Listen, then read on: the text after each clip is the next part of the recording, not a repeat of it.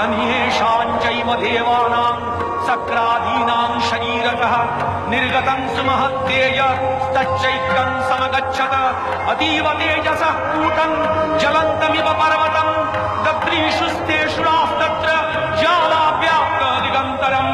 अतुलं तत्र तत्तेजः सर्वदेव शरीरजम् एकस्थं तदपुन्नारी व्याप्तलोकत्रयं तृषा।